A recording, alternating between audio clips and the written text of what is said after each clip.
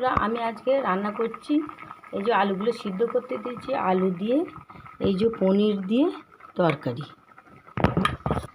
এই যে ক্যাপসিকাম দিচ্ছি, আর এই যে কটা কাজু বেটে দিচ্ছি, একটু পোস্ত দেবো 8 চামচ, আর এখানে মশলা তৈরি করে দিই আদা লঙ্কা আর একটা টমেটো। এই হচ্ছে মশলা। পনির আলু ভাজা হয়ে গেছে, ভেজে রেখেছি। এবার আমি দারচিনি লবঙ্গ এলাচ এতে দিচ্ছি, দুটো শুকনো লঙ্কা দিচ্ছি, দুটো তেজপাতা দিচ্ছি, অল্প একটু জিরে দিচ্ছি।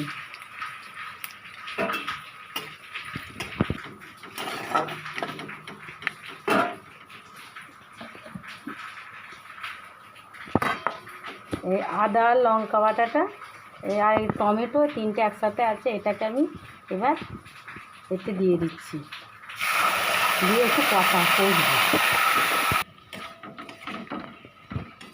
আলু দিয়েছি আর এই ক্যাপসিকাম দিয়েছি, দিয়ে এটা কষিয়ে নিচ্ছি। নিয়ে এই যে পনিরগুলো দিলাম, এতে একটু মিষ্টি দিয়ে দিয়েছি।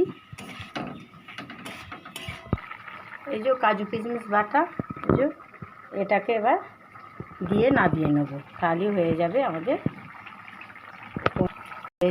পনিরের তরকারিটা ঢেলে দেবো এবার।